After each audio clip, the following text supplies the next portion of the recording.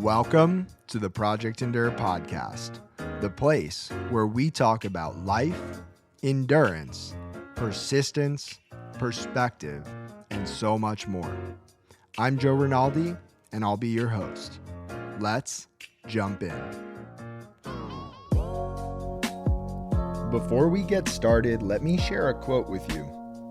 The great Les Brown once said, "You can't see the picture when you're in the frame." If you've felt stuck in your fitness, mindset, or life as a whole, head down to the link in the show notes and reach out to learn more about Project Endure Coaching so that we can help you step outside of the frame and bridge the gap between who you are now and who you want to be. We can't wait to hear from you. Now, let's get to the episode.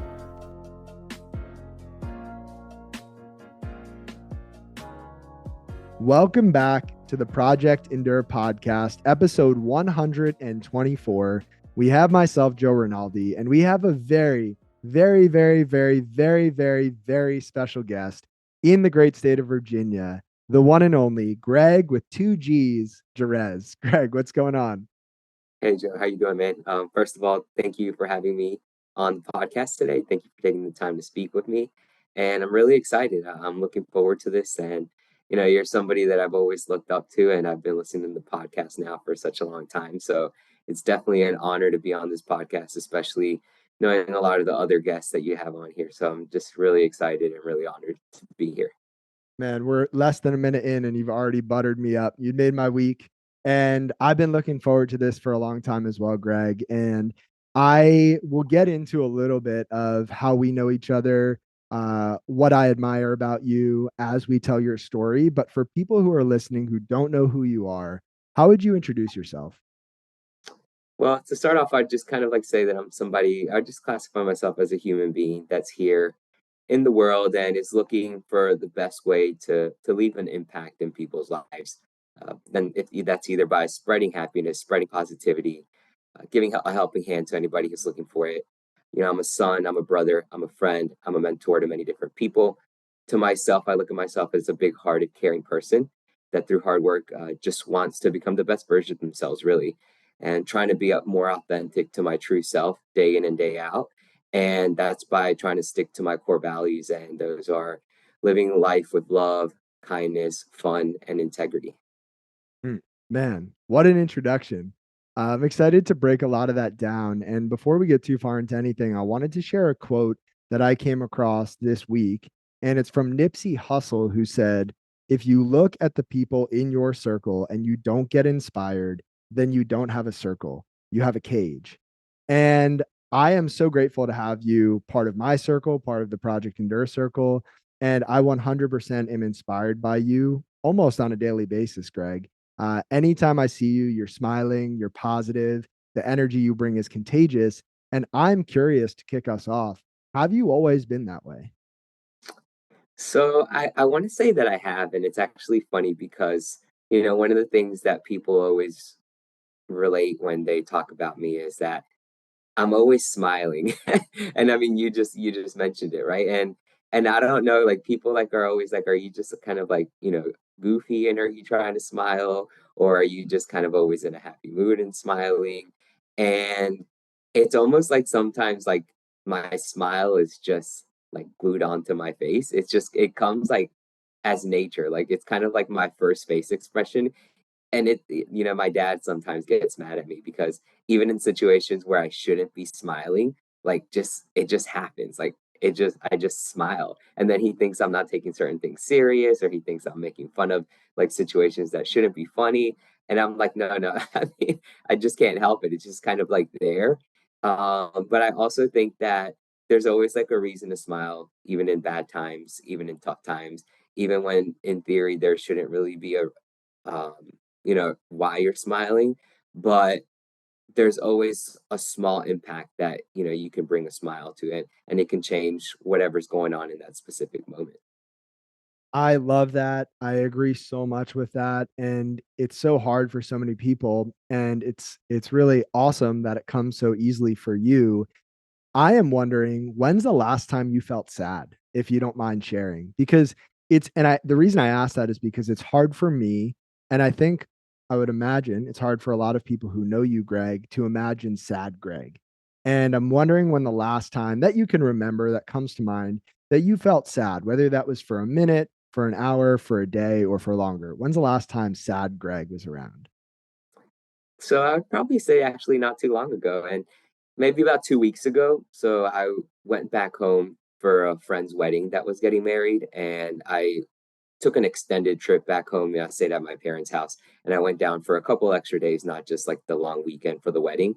And being back home and being back with my parents and spending a lot of time with them was extremely nice. And I also, whenever I travel with my dog Nala. So she was with me, and the way my parents love her is like it's almost like it was like their granddaughter because they literally spoil her and treat her so well. But on the drive home after that, I was there, I think, 5 days. On the drive home, I was just driving back home, and I got a little bit of sadness that hit me. And it was just kind of because like, wow, I already missed my parents, and it had only Mhm. been like an hour since I started driving. But that small time that I spent with them just goes to show, how much they meant to me, how much they do mean to me, and that I cherished that time that I spent with them. One of my biggest things in life, Joe, is that tomorrow is never promised, and that's for everybody. And one of the things that we can't get back in the world is time. No matter how rich you are, you can't buy time. No matter what you do, you can't get back time. So as I've grown older, I've learned to cherish so many more moments in life. And I just always remember my dad telling me that when my grandmother, his mom, passed away, one of the biggest things that, he regrets or wishes was, being with her in her last moments, or, saying something really nice to her in her last moments. And anytime now when I leave home or like stop seeing my parents for a while, I do get sad because you never know. And I just always like want to like remember those memories that I just spent with them and, hold them close to my heart. That's so beautiful and so relatable for so many of us, myself included. And I've shared this on a previous podcast episode, and the risk of embarrassing myself, I'll share it again. But every morning when I leave the house, and most mornings, Michaela, my wife, is still asleep. I blow her a kiss, and she blows me a kiss, and it's the best thing in the world. She's still like sleeping, but it's muscle memory at this point, and I just can't leave the house without doing that and without telling her that I love her. And for me, a lot of that came from childhood, and that's how my family was. You give somebody a hug and a kiss, and you say you love them before you leave the house or before you go to bed. And it was just ingrained into me, and I'm so grateful for that. And yet sometimes I still take it for granted. And I don't know what it is about being human that makes taking important, meaningful things for granted so easy, but I think it's something that we can all work toward. And this conversation so far is a great reminder. So thank you for that. Yeah, I Um, love that. yeah. Now, Greg, I am curious because I don't know the answer to this for you. You've listened to podcast episodes and you know the questions that are coming, but what is the hardest thing that you've ever had to handle in your life that you didn't get to choose for yourself? So, it's kind of like the way I'm going to answer this, I feel like is a little bit, you could take it both ways, right? Because it's definitely a choice that, I made, but also a choice that I was kind of like handed, like, a card that I was dealt in life. And that goes back to my health. So, you know, a lot prior to when you know me, Joe, I used to be significantly overweight for most of my life. Growing up as a child, I used to be overweight. In high school, I was overweight. As a young adult, I was overweight, and it was really nothing that ever bothered me. I never really thought about it. Health was never at the top of my mind, and I just was living life, doing whatever I wanted to do, eating whatever I wanted, not following healthy habits. I was going out drinking a lot. I used to smoke cigarettes. I used to just like not live a healthy, good lifestyle at all. And throughout those time periods, I would, go to my yearly physicals, and my doctor would always tell me, you're overweight. And then it got to the point where, like, as that progressed, I started getting a little bit of high blood pressure, and that started impacting my health. And then also, a lot of family history started, coming to my mind. There, he has cholesterol issues. My mom has high blood pressure issues. My grandmother has high blood pressure issues. One of my grandmothers passed away with cancer. I had an aunt who passed away as well with cancer. So I'm seeing all these bad health things happening around me, around my family. And, I was like, what happens to me because of my bloodline hereditary, I can't control that. That's something that, just comes with life and is something I have to deal with. But there's changes that I can personally make. There's actions I can personally take to try to prevent this or try to like build some longevity to my life and build healthy habits. So being dealt that card of having that family history of, all these health issues in my family, I needed to make a change. I needed to deal with this reality that was, smacked me in the face that said, if I don't change my life, if I don't change what I'm doing and the way I'm living my life, I'm going to be in the same seat. I'm not going to have a long life. I might, not be able to grow up with my kids whenever that time comes. I might not be able to stick around for my family for, years to come. So I was faced with that reality and I had to make a choice. I had to make a decision and I had to start changing my health habits. I had to start trying to exercise more. I had to try to start living a healthier lifestyle through health, through nutrition and through diet and balancing all of those different things. And it was hard because it was not anything that I had ever personally done before. It was not anything that I had ever really cared about before. And, to anybody who struggles with overweight and weight loss issues, it's not easy to get in the gym. It's not easy to change your nutrition habits and try to start eating healthy, especially, it wasn't anything that I knew about. So when I would go to the gym, it was not something that I was enjoying. It was something that came really hard to me. It was uncomfortable because I didn't feel like I knew how to properly exercise. I was worried about, the way, like, are people looking at me the way that I looked in the gym, being so overweight, barely being able to run on the treadmills or use the ellipticals. I definitely had no idea what to do with free weights. So it was a scary place, the gym was for me. And the same thing goes with nutrition. All the healthy foods that you should be eating, that wasn't easy for me to start eating. It was very hard to like change my eating habits and to try to like monitor what I was eating, watch my calories, make sure I was consuming whole foods and not really just going to fast food restaurants all the time. And then as well as, cutting back my consumption on alcohol, because that was like another thing that was definitely impacting not just my weight issue, but also like my mental health issue, where I was, going out and drinking too much with friends. That was kind of like my gateway to just kind of like forget about those health problems and forget about those issues. And that was something that was definitely also negatively impacting, the changes that I wanted to make in my life. So definitely, starting that new chapter in my life of, how do I go from being this person who never looked at health as being something important, never worried about trying to exercise or trying to eat a healthy diet, and never worried about, the things that I was doing and partying and going out and just living a careless life, really. Making that decision to change this so that the next time I did go to have my doctor's visits, my blood work done, I could get some positive results and be on the right track to living a new life that was going to help me prevent some of the issues that I was seeing down the rest of my family deal with. Greg, I am so thankful that you shared all that. It opens up the door for so many questions. And the first one, just for context, maybe for myself and for the audience, is how heavy were you at your heaviest? So at my heaviest, I weighed 220 pounds, and I'm a short guy. I'm only 5'4". So, definitely I was carrying probably at least like close to 80 to 100 pounds, like overweight of where I should have been. Okay. And then what was harder, losing the weight or quitting smoking? Actually losing the weight. And, why I say that is because I think that for a long time for me, smoking wasn't necessarily like, a nicotine factor or an addiction factor. I think it was more of a, this is what everyone else is doing around me. and this is the environment that I'm putting myself in. And it became more of that type of habit than necessarily something that I was doing because I felt like I needed it. Mm.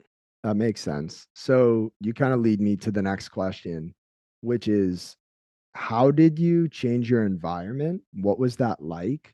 What was that shift like from the relationships you had at the time? Did you keep any of those relationships? Did you have to cut ties with all of the relationships? What did that look like? There was definitely some relationships that I had to, cut ties with, let loose. And like you mentioned, it's the environment that I was putting myself in, right? So some of the crowds that I was hanging around with, that was really kind of like all they did. Like, that's all we did, not they. I was a part of them as well. So and it almost became like a norm. So knowing that anytime that we were hanging out, we would be hanging around, either going to bars or either going out at night, drinking, smoking. Like that was what we did. That was the norm. So what I had to personally do for myself was kind of like distance myself from that, and that's a tough place to deal with, right? Because you relate to these people, and I call these people my friends, because that's who I knew for such a long time, and that's who I would hang out with. So it's like riding a fine line of trying to not really offend anyone or necessarily say I didn't want to be friends with people anymore, but know that what I needed to do for myself was I needed to like find my own space. And it actually led me to a place where for like a long time, like I isolated myself. Like, I would almost say like from the world, because I needed to build my healthy habits and I needed to make the changes that I needed to make in my life. And the easiest way that I personally found that for myself was like isolating myself and not putting myself in those situations, and not, giving myself that temptation to fall back into my same patterns and fall back into doing the same things that I was doing. So, people always say like it's not the right way by isolating yourself, because then you're just kind of like avoiding the problem. But my whole goal with that was like, let me first find myself. Let me first get my footing, my grounding in, and, build a strong base for myself.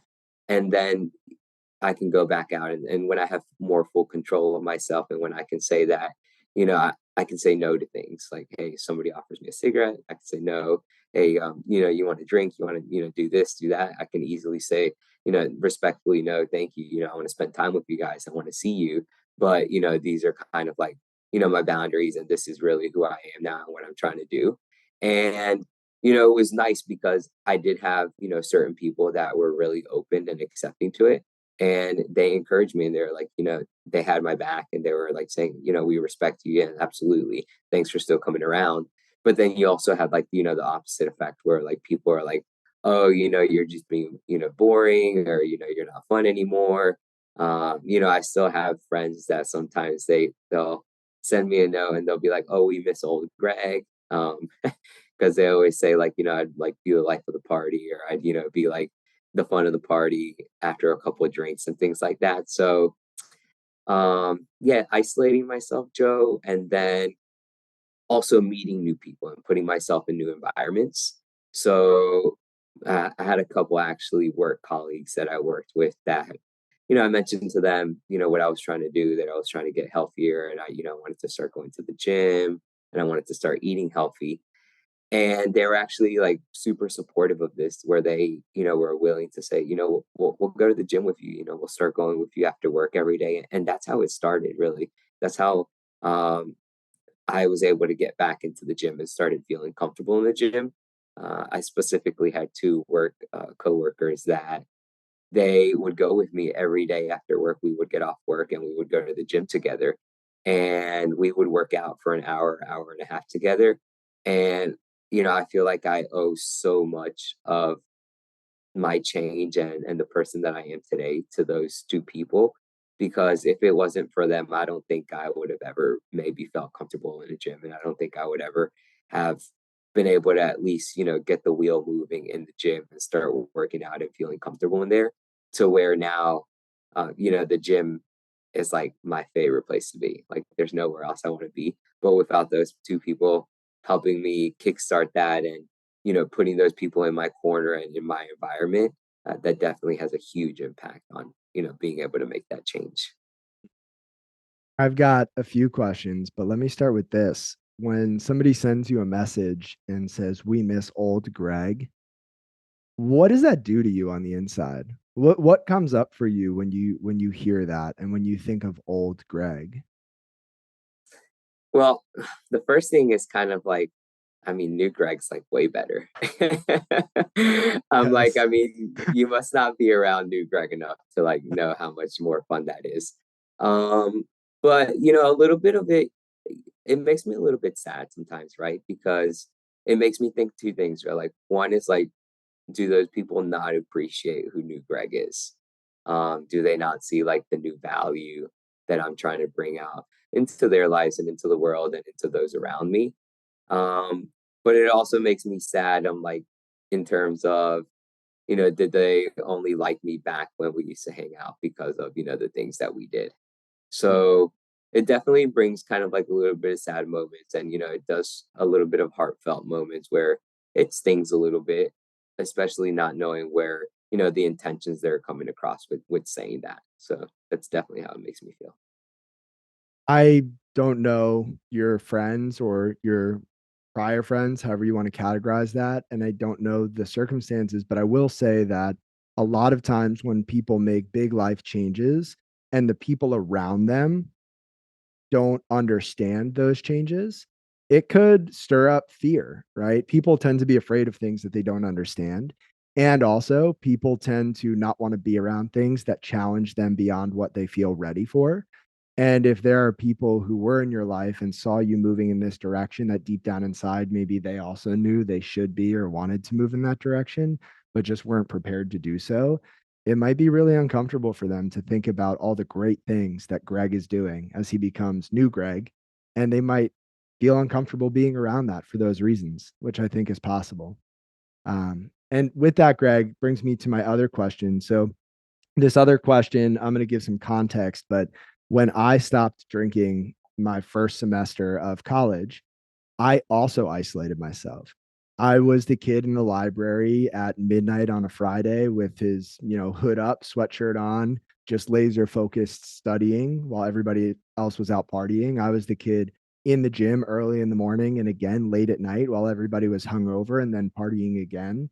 And part of me loved that. Part of me loved feeling like I was alone. Part of me also disliked the fact that I was alone. But all of me knew that I needed that. I knew that I needed that space. And there's this Taoist proverb that says, "It is only in still water that we can see." And I think a lot of times when we're in those environments and things are stirred up and the water is moving and rough and running, it can be truly hard to get a good read of who we are, what we feel, what we want. And I think sometimes that space is not only healthy, but for many of us, maybe even necessary.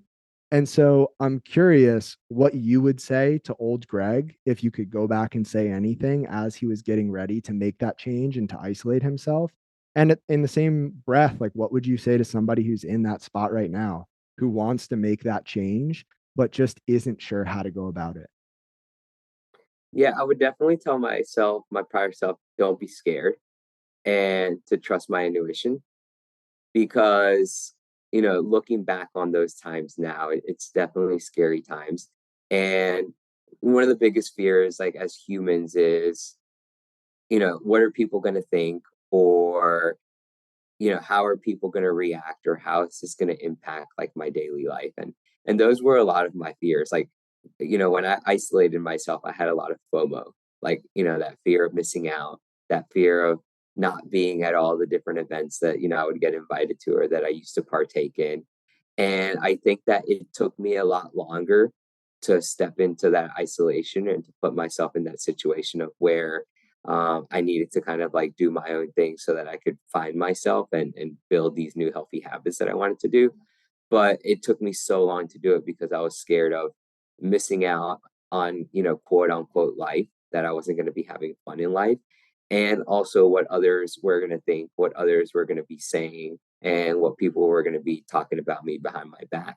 So those worries, those concerns, bothered me and delayed for such a long time what I really needed to do. So I would go back and tell myself that don't be afraid, accept who you are, believe in yourself. And if you have a gut feeling, that gut feeling is usually right. So, go with your gut feeling, trust yourself, trust your intuition. And what other people are thinking doesn't matter because it's at the end of the day, it's just about what you think about yourself. Because the way that other people see you is the way you see yourself. So if you want people to see you as something that's great, you first have to believe in that about yourself. And I didn't believe in that about myself for a long time, not until even most recently. So once you believe about yourself, once you trust yourself, and once you see yourself as, you know, who you really are and your most authentic self, then that's how people are also going to see you and how people are also going to treat you.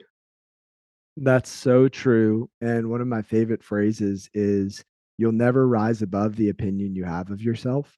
And I'm curious when that happened for you. When was that moment or that season where your opinion of yourself just skyrocketed? Yeah, I would actually say, I mean, how crazy it is, but I would say last year into this year, right? So, um, and it was due to like another big life impact change, new chapter in life that I had to make. So, last year I actually moved to Arlington, Virginia, like right outside of Washington, D.C. And it was definitely a big change in my life because I was coming out of, that isolation time period that I put myself in. And coming out of that time period, I knew that okay, I found who I am, I found my core values, but I don't necessarily know how to put that out into the world. I don't necessarily know how to fully embrace it and how to, flip that switch and be like, okay, this is it, this is who I am, and I'm ready. And I knew I needed another big change in life. And I was like, what better change than to try to move somewhere completely new where I really didn't know anybody. And if you ask me, to me, it's one of the hardest things, if not the hardest thing I've had to do on purpose. Because I made the decision with a lot what I would call like, quote unquote risk, both from like a financial standpoint, job security standpoint, and not knowing if, it was going to be what I needed to finally step out of my shell and, be the full Greg and, my full potential self. But doing it actually helped me embrace who I am because when I moved here, I was like, I'm either, gonna be stuck in my room in my apartment and never make any new friends, or I'm gonna step out into the world and, start meeting so many new people as who I really want to be, as, the new Greg, the authentic Greg, the Greg who, wants to spread love and care into the world and who wants to like leave an impact in the world. And they always say really like when if you want to be a new person or if you want to be your true self, go somewhere where nobody's going to know you. Because at that point in time, nobody's going to judge you because you can be who you want to be at that point in time. And when I moved, I knew who I wanted to be. I knew I wanted to be the Greg that left an impact on people. I knew I wanted to be the Greg that people felt like they could be comfortable around and somebody who, was known for always being positive and, bringing joy and lighting up a room. So, you know, coming into moving, I'm an extremely shy person. I always have been like growing up. So, like I mentioned, I wasn't sure if I was going to be brave enough to go out and actually like start meeting people and talking to people. But one of the other changes that came with moving was I started, trusting myself. I started being less shy around people, which, made me want to also commit to coming to the Project Endure in person event. That's definitely the first time I've ever done something like that this past year, Joe. Was like I've never gone somewhere like not really known anybody in person. And again, second nature, like I'm as shy as can be. So I was like, I'm gonna go and I'm like gonna like be scared to talk to anybody. I'm gonna be scared to like, engage with people that I've never personally met. And let me tell you, that was probably my coming out party. I definitely stepped out of my shell. And it's because, like, one of the things you mentioned earlier, it's like the environment I put myself in. Like, I stepped into this environment that felt just so alive. And I've never also felt more accepted in my life.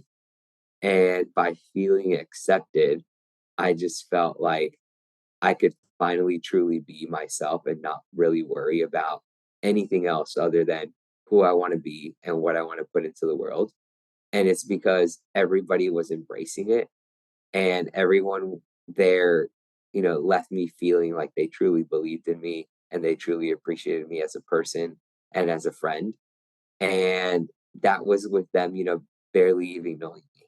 So I was like, the fact that these people that I used to call strangers, now I call extremely amazing friends, have helped me fully, take that turn and sky's the limit, like in terms of who I feel I am right now.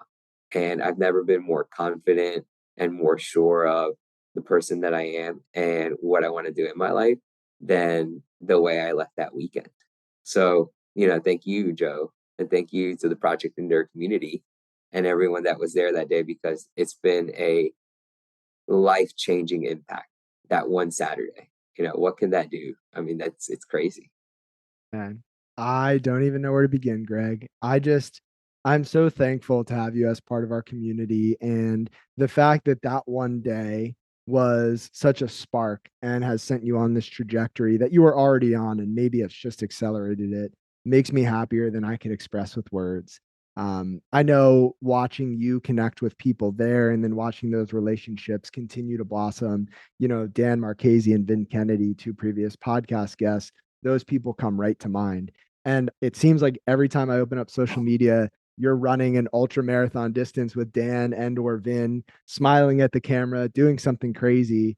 And to think that you came from, overweight, drinking, smoking around people who maybe were more of a cage than a circle to this in really such a short time in the grand scheme of things is just so powerful and such a testament to anybody who wants to make a change that it is possible. And that between maybe separating a bit from that environment of the friend group who were doing the things that you no longer wanted to do, to moving to Virginia and having a fresh start, to going to the Project Endure event in Philadelphia, that environment is so important. And to put yourself around people and in places that are going to lift you up is just so powerful. I love it. And I did want to add that moving to Virginia was a risk, like you said. And I think that sometimes we see risk wrong. I think sometimes we think that we can play it safe. And I think that in the end, safety is kind of this illusion, because really there's so much we can't control. And, what is safe really, right? People think of stability, people think of a job, people think of relationships, anything or anyone can be taken from us at any time, and that's not within our control. And so sometimes playing it safe might actually be the biggest risk of all. And I love the fact that you went for it and that it's paying off. And Greg, I don't know, I didn't ask your permission for this, so I'll ask it now. But I pulled up a random Instagram message exchange that we had in March of 2022. And do you mind if I read what you wrote to me? You don't know what this is, by the way, but do I have your permission? Absolutely. Okay.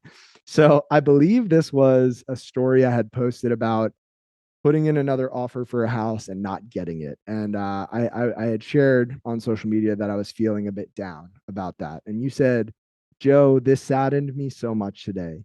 I know that you'll get past this and it'll be okay. There's a bigger plan in store for you and your wife. We never understand it and we won't know why, but it will all make sense when things do work out. It does suck and it's hard to swallow, but keep your head up and trust and have faith, which I know you do. I'm facing a very similar time right now with something I'm holding on to very close to my heart. And it's not working out the way I wanted it to, no matter how much I try to make it work and how much time I give it. And it hurts. It's so challenging. And it makes me feel defeated right now. So, while different situations, I can relate so much to what you're feeling. Listening to your story made me feel not alone today, and I'm thankful for that. And Greg, this was really before we had connected on a deeper level. And just to know, more about your story and to know where our friendship and relationship has gone from that moment to today, it's just so impressive and encouraging that you would send a message like that to someone that you really didn't know. And it meant the world to me at the time. And it's so cool to come full circle and have this moment where we can look back on something like that. So thank you for always being so positive. Thank you for choosing the environments that not only lift you up, but where you can lift others up. And thank you for just being positive for the people that you care about because it really does make a difference. Absolutely. That's funny. I remember those messages, Joe, and I briefly remember sending that one. I wish I could remember what I was dealing with at that specific moment because I would totally share. I'm drawing a blank. But I always very related to you and like you said, when I sent you that message, this is definitely before you and I would call us friends. I think at this point in time, I just followed your content. I loved your content. And I knew that you were also a person of faith, but I never like wanted to like ask or say it. So I just kind of was like, I know you have faith. I know I have faith.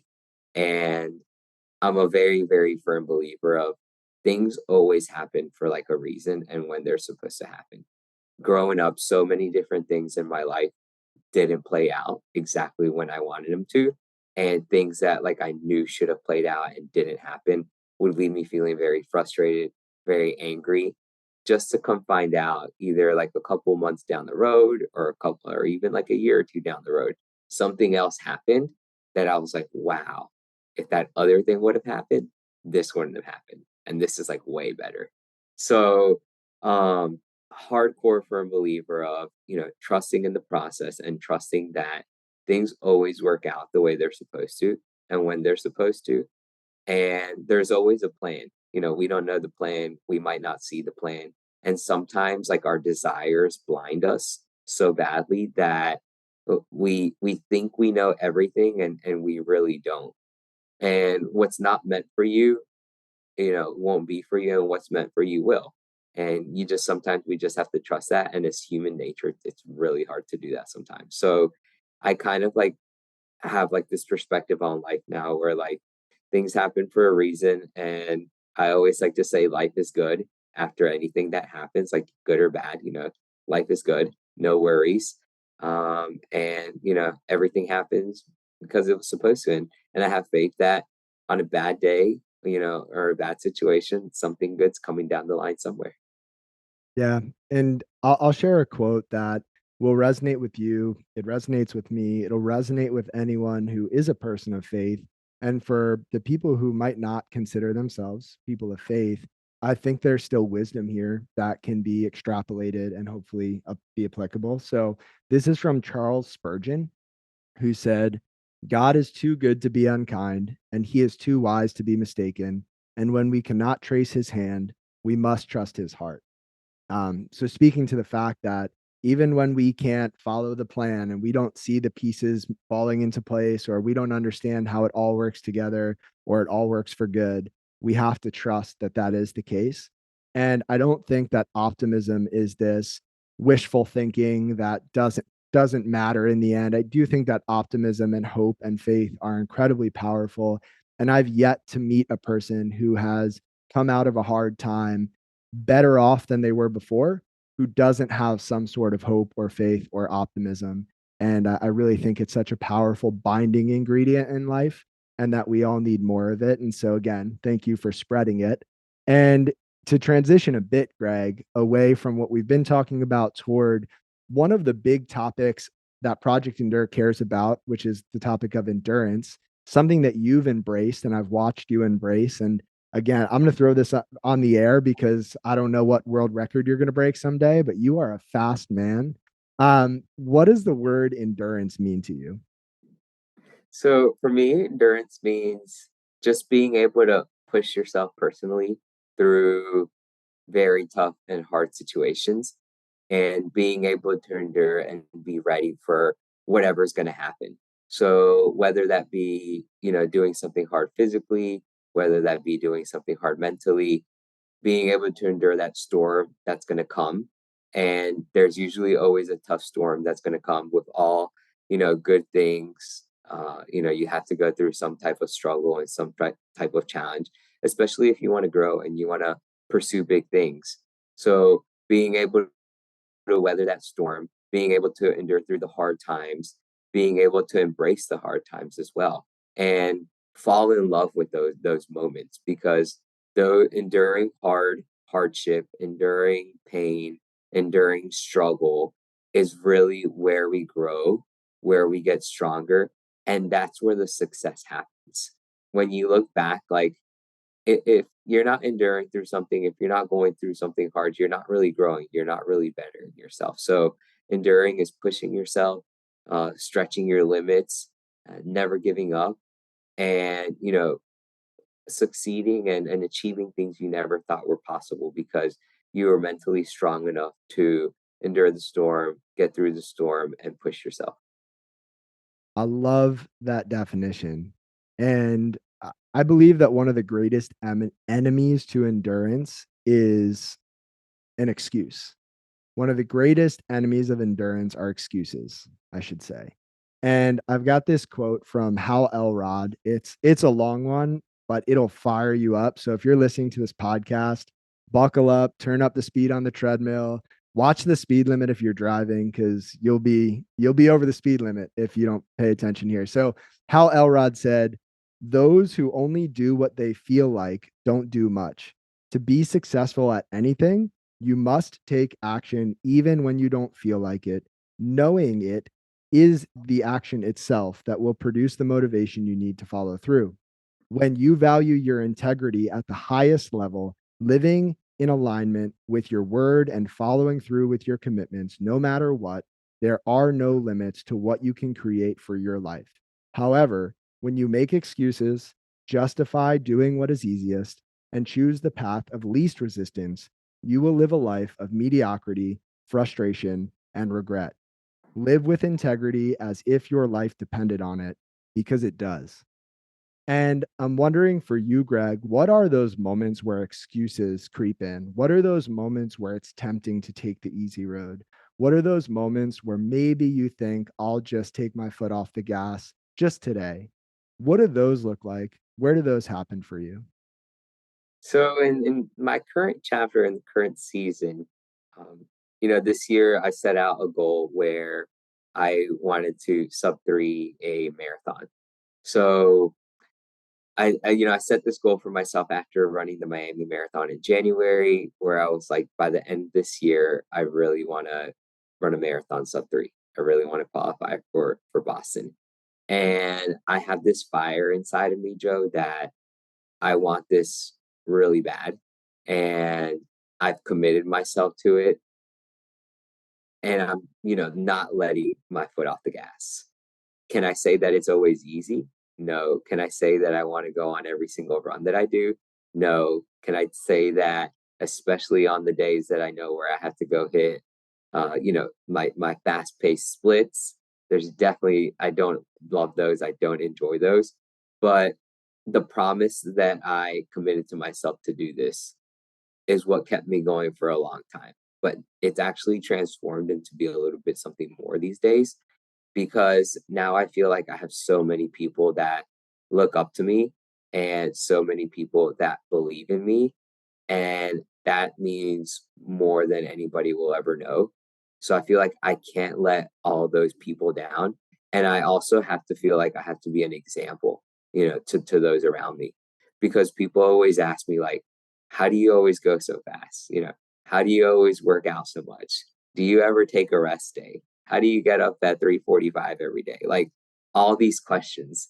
And and I always reply back and I'm like, well, I'm always inspired and motivated by everyone else around me, but also by those who reach out and like send these messages. Like I want to be that example for those people. And I want to show people that you can do hard things. You can believe in yourself and you can work hard. And if you believe in the process and if you believe in who you are and you truly want something bad enough and you set your mind to it, you know, through those hard times, you'll remember those promises that you made to yourself. Will remember the commitments and the goals that you want to reach, and then it makes it easier. It's still not easy, but it definitely makes it easier, and it makes it more worth it because it's like that delayed gratification, right? So I've been training, I'm running the Chicago Marathon here in 2.5 weeks now. Been training for this since February. And, when I run that race, I know that, I didn't quit at all during my training blocks. I know that I put in all the time that I needed to, and I haven't missed a workout. Thanks to you, I'm also doing the running every day for a whole year streak. Haven't missed those either. Fully committed to those. It's funny because even when I was traveling like through Europe and things like that, I remember the first day I got to Spain.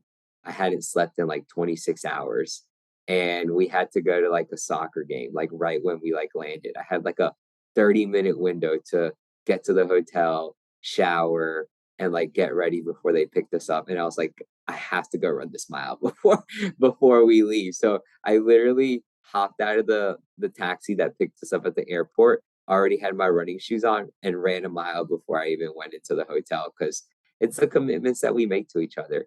And keeping those words and those promises um, goes a far way, and it helps you feel accomplished. It helps you feel successful. But yeah, definitely what gets me through those moments where it's tough and we don't want to do something is having the people around you that believe in yourself and having the people that support you, and then also the commitments you make to yourself. Yeah, that was all so well said, and I'm glad that you're on the run streak with me, and I'm glad that the run streak has nothing to do with speed, because if it did, you would catch up to me somehow. I don't know how that's possible, but you would catch up. And I also have no doubt that the Chicago Marathon will display all of the hard, consistent work that you've put in, and I'm very excited to watch that unfold. And so, Greg, as we kind of head toward the end of this podcast, begin to wrap things up, you and I both know that there are people within our community and outside of our community who I hope are listening to this podcast who are just going through a hard time. They might not know how to get out of it. They might feel stuck. They might feel frustrated. They might feel sad. And they just need some encouragement and some guidance. And you get to be that person right now for them in their ears. What would you say to those people who are going through it right now? The first thing I would tell them is that they're not alone because I feel like a lot of the times when we all reach these dark and hard moments, we feel very alone and we feel like it's hard for somebody else to understand where we're coming from or the situation that we're in. But if you have people around you that truly care about you, you're definitely not alone. And even when you're scared to reach out to somebody, being vulnerable is one of the most powerful things that we have as humans. So it's okay to be vulnerable. It's okay to reach out to somebody for help and like looking for a helping hand. So don't be scared because sometimes it is also scary to want to ask for help or to tell somebody, the specific situation that we're in, or we might feel embarrassed of what we have going on. But really, there's so many people out in the world that just want to help others. It's like one of the things for me, like I always say, I like to post a lot on my Instagram. Like, if I can ever help anybody with anything, like please DM me. It doesn't matter if like you're a stranger. It doesn't matter if we've never talked anymore. There's always somebody out there who's willing to help, willing to listen to your story.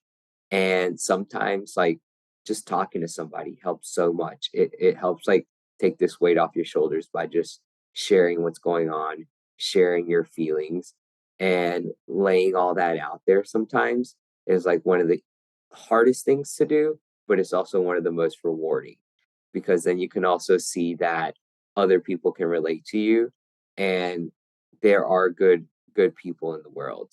So don't be afraid, you're not alone, and also, you know, embrace it a little bit because even though like sometimes you're going through these dark moments and these challenges, they're for a reason, like we mentioned earlier.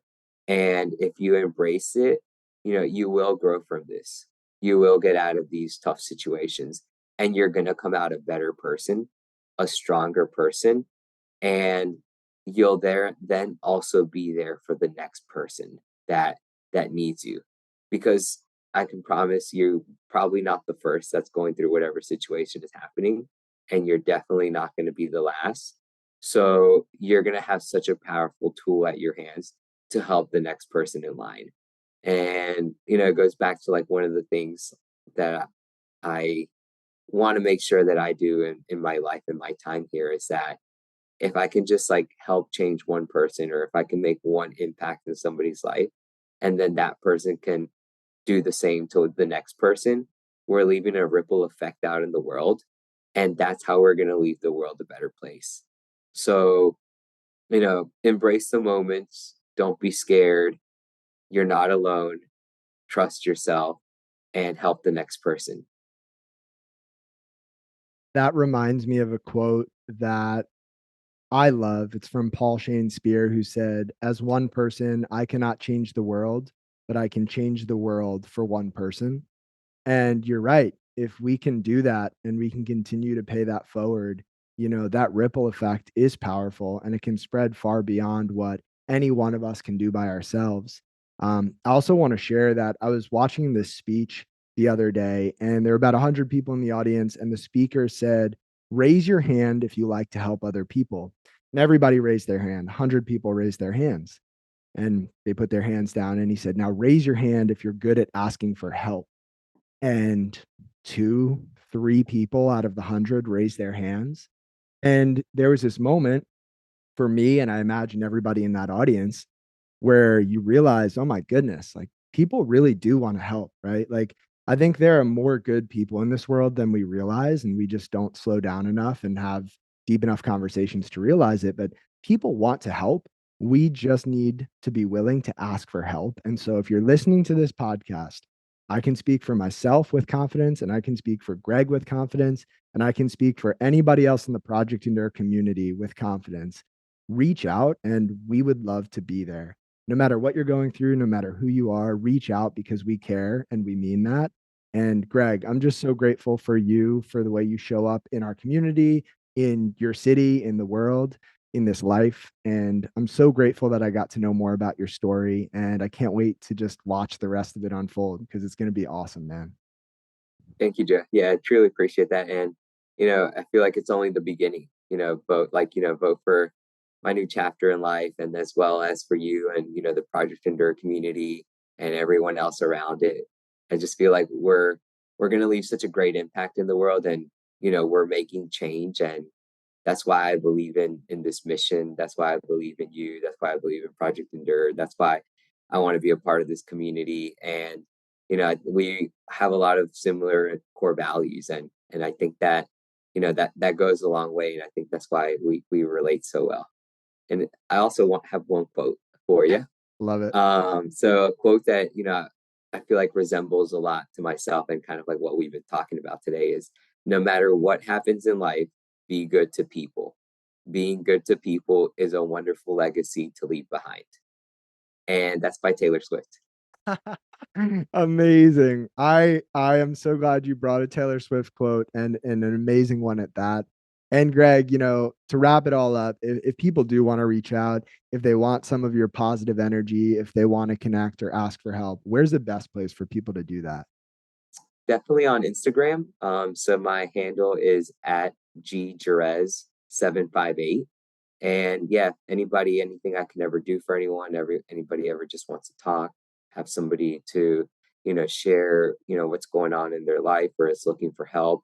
I'm always there. My DMs are always open, and I love connecting with people. I love meeting new people and just growing with people because in life, I think that's also one of the beautiful things is that there's always something new to learn. There's always a new way to grow, and connecting with people is the best way to do that. Couldn't have said it any better myself. Well, Gregg, thank you so much for this. Go crush that Chicago Marathon, and I appreciate you big time, man. Thanks, Joe. Appreciate you too.